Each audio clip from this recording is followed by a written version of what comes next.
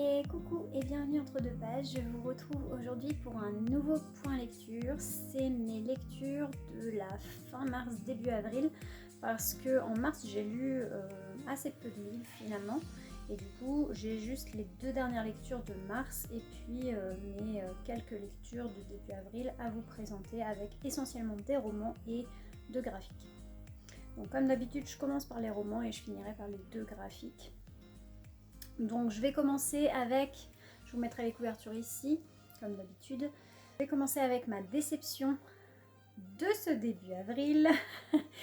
J'ai enfin lu Orgueil et Préjugés de Jane Austen en version audio chez Littérature Audio, donc sur le site dont je vous parle assez régulièrement de donneurs de voix pour les classiques. Donc là, la traduction que j'ai écoutée s'appelait Orgueil et Prévention, mais c'est Orgueil et Préjugés. Il y a une petite différence de nom de personnage, puisque la sœur aînée de Elisabeth s'appelle Hélène et non Jane. Ça change pas grand chose visiblement au niveau de l'histoire, c'est un peu pareil. On va suivre les sœurs Bennet, donc les 5 sœurs Bennet dans l'Angleterre victorienne, dont les parents sont de petite bourgeoisie, de ce qu'on comprend. Enfin, voilà, ils sont aisés mais pas trop. Ils cherchent du coup à élever leur fille de condition en leur faisant épouser des gars un petit peu plus nobles qu'eux, histoire d'avoir des biens, d'avoir un château, d'avoir voilà, tout ça. J'ai pas été du tout convaincue par ce roman. Alors je sais pas si c'est le style de cette traduction qui m'a pas convaincue, mais j'ai un doute parce que j'avais déjà lu Lady Suzanne de Jane Austen et j'avais pas du tout été convaincue, ça m'a pas inspirée. En fait c'est très axé sur justement la quête du meilleur parti, avec des histoires de bruit de couloir, de rumeurs, de cancans entre femmes. Je déteste ça. Et là, c'est exacerbé puissance 10 000 parce que la mère est absolument exécrable. En fait, tous les personnages, quasi, hormis Elisabeth Bennet, le personnage principal, et sa sœur Hélène, c'est à peu près les seuls qui sont potable au niveau des personnages, et leur père aussi, ça va. Mais alors les autres, la mère, elle est imbuvable. Monsieur Collins, qui est le cousin qui convoite la propriété quand le père sera mort, laisse tomber. Les sœurs Bingley, qui sont les sœurs du voisin, qui est plus noble qu'eux, qui tombe amoureux, bref, tout un truc, elles sont exécrables aussi. Enfin, les personnages me sont vraiment sortis par les yeux dans ce roman. Le style est vraiment très vieillot. Et voilà, c'est daté quoi. Et il se passe pas grand chose à part oh non, mais moi je l'aime. Oh, mais il est plus riche que moi, donc il faudrait que je sois plus avec celui-là, machin. Et pourquoi elle le convoite, elle est trop de trop basse extraction, c'est pas assez bien pour notre frère. Qu'est-ce qu'on s'en fiche, mais alors d'une force, enfin bref. Et le fameux Darcy, dont on entend des gorges chaudes de beaucoup de gens qui ont aimé ce roman. Alors moi, je l'ai trouvé dans les 2 premiers tiers du roman assez exécrable, voilà. Sans plus, parce qu'il n'est pas plus exécrable que les autres personnages, quoi, en fait. C'est juste, c'est un ours, quoi. Et dans le dernier tiers du roman, là, oui, il y a un twist qui fait que non, ça devient ouah, Darcy, mon dieu. Bah non, il m'a fait ni chaud ni froid, franchement. Je l'ai pas apprécié plus que ça. J'ai trouvé justement la fin absolument décevante parce que je m'attendais justement à ce qu'Elisabeth, qui a soif d'indépendance et qui essaye de s'émanciper un petit peu de tous ces carcans sociaux. Bah non, pas du tout en fait. Elle se met dans le moule. Et puis voilà. Donc non, Orgueil et Préjugés et Jane Austen par extension, je pense que ce n'est pas pour moi. C'est pas des romans qui me bottent. Et voilà. Si vous aimez les romances, si vous aimez tout ce qui est intrigue entre femmes et cancans, si vous aimez tout ce qui est ambiance victorienne et un style un petit peu passé, je trouve quand même. vous pouvez y aller, mais franchement ça ne l'a pas fait avec moi. Après ce premier avis très négatif, désolée, on va passer aux 3 bonnes lectures que j'ai faites. Donc c'était des bonnes lectures, j'ai bien aimé ces romans. Donc le premier, c'est un livre que j'ai emprunté à la médiathèque. Je vous le mettrai là. C'est Signé Poète X de Elisabeth Acevedo chez Nathan. On va suivre Xiomara, qui est une jeune fille de 15-16 ans qui vit aux États-Unis dans un quartier hispanique. Elle est dans une famille assez puritaine qui vient de République dominicaine. Et on va suivre les cours, sa famille, son lien avec sa famille, avec son jumeau avec qui elle a vraiment un lien très très fort. Et ses histoires d'amour qui sont assez compliquées parce que sa famille étant très puritaine, c'est juste hors de question qu'elle sorte avec des garçons. Et le problème, c'est que ça la travaille un peu. L'originalité de ce roman, c'est que c'est écrit en vers libre. C'est le premier livre, c'est le premier roman en vers libre que je lis. Et bah ma foi, c'est plutôt une belle réussite, je trouve ça très original. C'est très bien écrit parce que la traduction est faite par Clémentine Beauvais qui a vraiment une plume assez belle et très poétique. Donc ça cadre plutôt bien avec la façon de raconter, enfin la narration du roman. C'est des petits épisodes qui vont se suivre où on va suivre la vie de Xiomara et ses péripéties en fait. J'ai bien aimé, c'est très beau par moments. Par contre, la fin est un petit peu trop convenue pour moi parce qu'il lui arrive quand même des grosses tuiles et bah à la fin, ouais, on se dit ouais tout ça pour ça quoi. C'est un petit peu rapide et c'est un petit peu convenu à la fin. La façon de l'amener et la manière dont c'est narré, c'est très original et puis ça se laisse lire très facilement. La deuxième très bonne lecture, enfin bonne lecture que j'ai faite, qui a été une bonne surprise pour le coup, parce que j'avais un peu peur de ce roman, c'est celle qui a tous les dons de M.R. Carré. C'est de l'horreur, de la science-fiction horreur. Je l'ai écouté en livre audio, c'est sorti chez Hardigan, je crois, l'éditeur audio. C'était chouette, c'était chouette, j'en attendais pas autant en fait, je savais pas trop à quoi m'attendre, je croyais que c'était un truc, oui, bah, pour moi c'était un truc de zombie. Effectivement c'est un truc de zombie, mais c'est avant tout un thriller et c'est assez axé sur le côté psychologique des personnages et c'est ça qui m'a plutôt plu. On va suivre dans cette histoire Mélanie qui est une enfant dans un institut scientifique. Alors on comprend au fil du roman qu'on est en post-apo, qui sont dans une base un peu militaire où ils font des expériences sur ces enfants. On ne sait pas trop pourquoi. Ils ont quand même une intelligence qui fait que, une très grande intelligence d'ailleurs pour le personnage de Mélanie. Voilà, on ne sait pas et j'ai trouvé la fin de l'histoire et la justification, la toute fin en fait de l'histoire extrêmement bien trouvée et très originale pour une histoire de zombies. Ça ouvre vraiment une réflexion sur l'éthique de ce genre de pratique d'une et ensuite de la relation à l'humain et au caractère humain des humains, des personnes. J'ai vraiment beaucoup aimé. Les personnages qu'on suit, on va en suivre un panel de 4 ou 5 personnages principaux.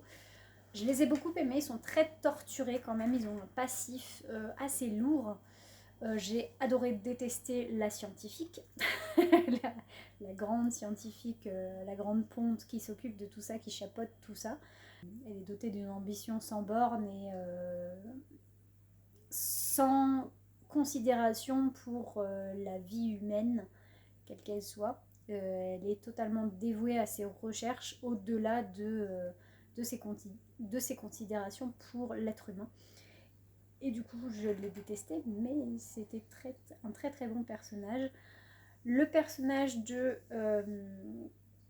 l'institutrice qui s'occupe de Mélanie et puis des autres enfants, je l'ai beaucoup aimée aussi parce qu'elle a un côté cathartique très fort.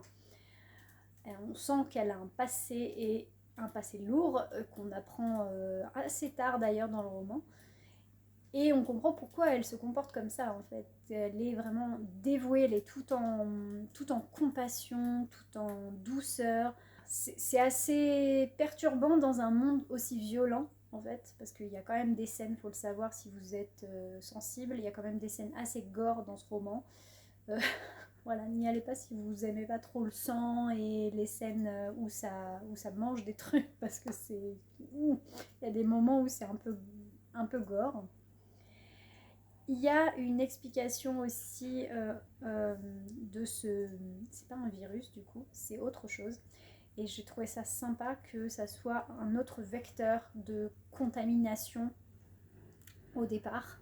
C'est le côté original de ce truc-là. Et franchement, c'est un roman que je conseille si vous aimez l'horreur, si vous aimez les zombies. Si vous aimez les histoires de zombies, ça peut être quelque chose d'assez original. Ça m'a donné envie d'aller voir le film qui a été adapté. Et voilà, donc j'irai voir ça. La troisième bonne lecture que j'ai faite, c'est le dernier tome de Percy Jackson, le dernier Olympien. Donc c'est mon premier test chez Audible. Donc toujours avec Percy, toujours avec son trio, enfin le trio de choc des Percy Jackson. Donc Percy, Annabeth et Grover. Je crois qu'on retrouve Grover dans ce tome-là, un petit peu. Et voilà, c'était chouette. Le dieu qui est mis en avant dans ce tome, c'est Estia, donc déesse du foyer. Je trouve que c'est très intéressant. La fin est assez ouverte et permet justement d'introduire la série suivante qui est les héros de l'Olympe, je crois.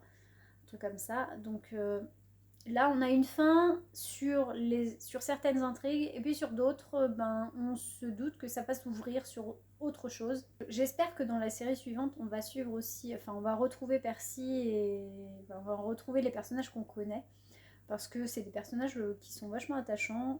C'est comme toujours assez drôle, il y a des passages marrants, et puis voilà, c'était bien sympa.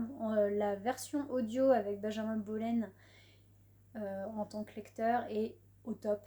Franchement, elle est vraiment très très bien. Si vous voulez tester de l'audio jeunesse aventure, allez-y parce que c'est super. J'ai vraiment aimé cette version audio. Et on va passer aux très bonnes lectures et à mon coup de cœur, qui va être pas surprenant du tout, hein. Vous allez voir.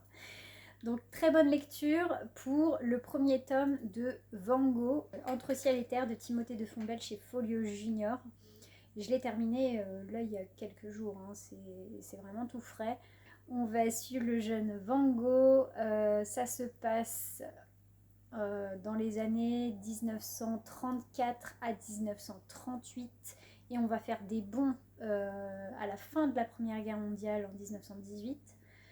On est entre l'Allemagne, le Brésil, l'Italie, la France, l'Angleterre, si je ne m'abuse, un petit peu. Il y a un passage en Écosse aussi. Oui, il y a un petit bout en Sicile et tout ça, enfin toutes les îles éoliennes, qui est super beau d'ailleurs, les décors sont sublimes. Les descriptions de paysages dans ce roman sont hyper immersives. Le côté historique est très présent, donc si vous aimez tout ce qui est aventure en lien avec l'histoire, en jeunesse, allez-y parce que c'est super. C'est hyper trépidant, on s'ennuie pas une minute.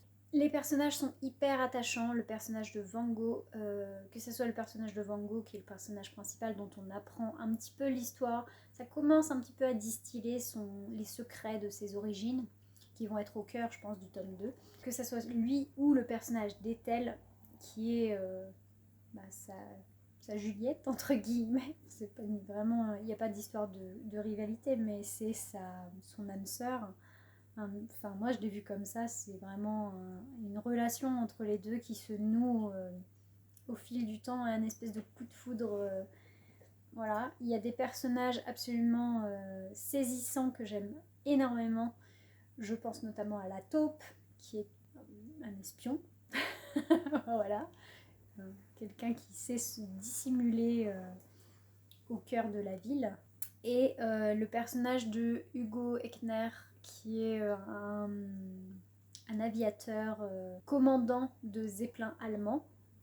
On va avoir le père Zéphiro aussi, qui a recueilli Van Gogh. Enfin, plein de personnages et le méchant de l'histoire, donc Voloy Victor, qui est un personnage aux multiples facettes qui gère le déguisement de façon sensationnelle. Et voilà, c'est quelqu'un qui fait partie de la mafia russe. Il va y avoir des histoires de mafia aussi. Et donc la mafia russe, entre la Russie, les nazis, l'Italie de Mussolini, enfin, il y a vraiment tout ce microcosme historique qui se noue dans ce premier tome. Et oh, mais c'est tellement bien. Timothée de Fontbelle écrit superbement bien, donc on est complètement immergé dans cette histoire et j'ai vraiment aimé ce premier tome et j'ai qu'une hâte, c'est d'aller lire le deuxième pour avoir le fin mot de cette histoire. Et mon coup de cœur intersidéral, mais ça c'était pas une surprise, j'ai lu et terminé une saga, donc encore une saga de fini, youpi. J'ai terminé le 4e tome de La Passe Miroir, donc La Tempête des Échos de Christelle Dabos chez Gallimard Jeunesse.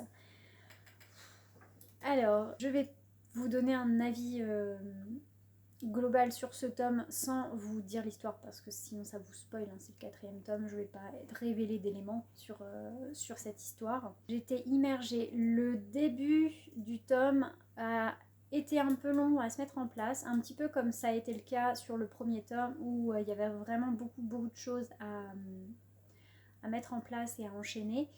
Donc le premier tiers a été voilà, un peu poussif.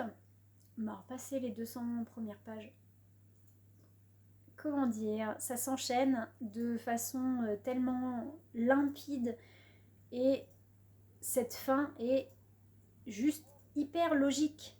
Tout s'explique, il y a toutes les réponses et tout est tellement, oui, c'est logique quoi, c'est vraiment, on se dit, eh mais oui, ça pouvait être que ça. Moi j'ai adoré ce côté, ça s'imbrique et voilà, il n'y a rien qui dépasse, il y a rien qui est illogique dans cette histoire. C'est totalement, on a totalement le fin mot. Et c'était génial, quoi. J'ai eu mon cœur qui a failli s'arrêter 2-3 fois. Après, ça a été... Voilà, c'était fluctuant. Hein. Il y a des moments où ça a fait... oh mon Dieu, mais pourquoi tu fais ça? J'ai adoré suivre la fin des aventures de Thorn et Ophélie. Pour les non-initiés à la passe miroir, il y a énormément de complots politiques. Il y a des manipulations scientifiques. Et là, on part sur des considérations après très sur la religion, sur l'âme, sur le passé de ce monde, sur comment ça a été, pourquoi les arches sont apparues, comment elles sont apparues, qui en est responsable. Il y a vraiment tout un cheminement en fait dans ces 4 tomes et c'est extraordinaire. Christelle Labos a créé vraiment un truc extraordinaire comme monde et je vous invite clairement à aller lire La Passe Miroir si vous ne l'avez pas lu encore parce que c'est génial quoi. En 4 tomes vous allez voyager et puis rêver sur plein de sujets différents. Voilà, c'est tout pour les romans. On passe aux 2 petites BD que j'ai lues. Alors on va commencer par la BD où moyen bof. Donc c'est Un petit goût de noisette de Vanida de chez Dargaud. Je l'ai clairement pris pour les dessins parce que je trouve déjà la couverture est très belle. Ça change de ton selon le narrateur. C'est assez beau en fait au niveau graphique. Je trouve ça vraiment très réussi. Le côté changement de ton de couleur par narrateur, je trouve ça sympa. Par contre au niveau de l'histoire, c'est là que ça a vraiment pêché parce que je sais pas, en ce moment je tombe que sur des trucs comme ça en BD. C'est la 2e sur laquelle je tombe qui est comme ça, donc c'est pour ça bon, c'est bizarre. On suit une jeune fille qui est amoureux de son voisin qui est un petit peu plus âgé.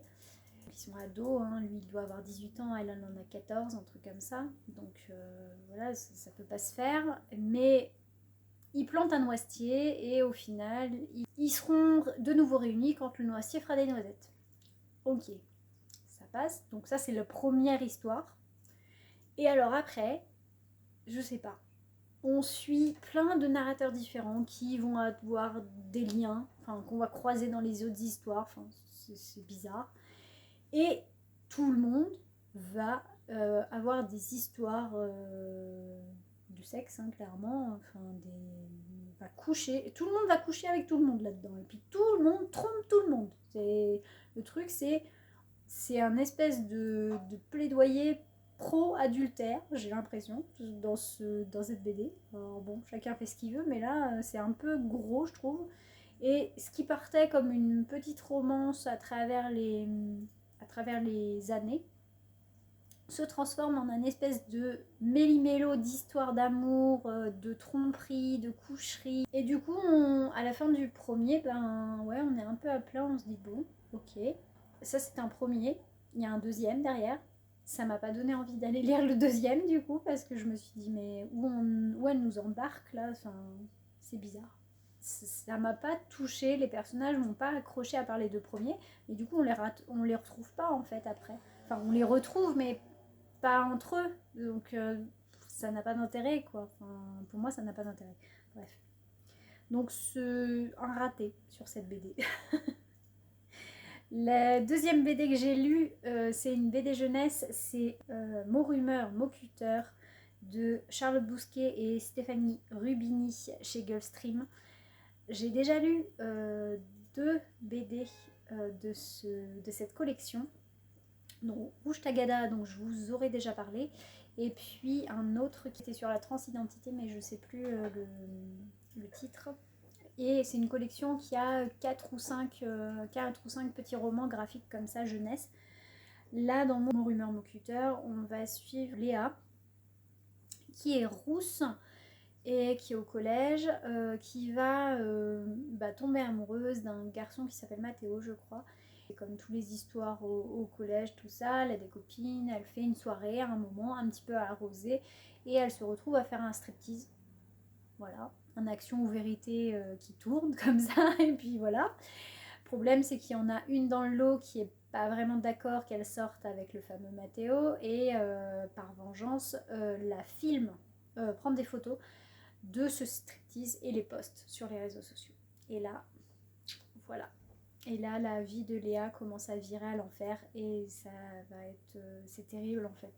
C'est vraiment très bien fait. Comme sur tous les titres de cette collection, j'aime beaucoup la colorisation. Je trouve que c'est très pertinent au niveau de la colorisation. C'est des couleurs très flashy, pleines. Il n'y a pas de... C'est des aplats en fait. Il n'y a pas de traits à l'intérieur. C'est vraiment des aplats de couleurs. Et je trouve ça très chouette.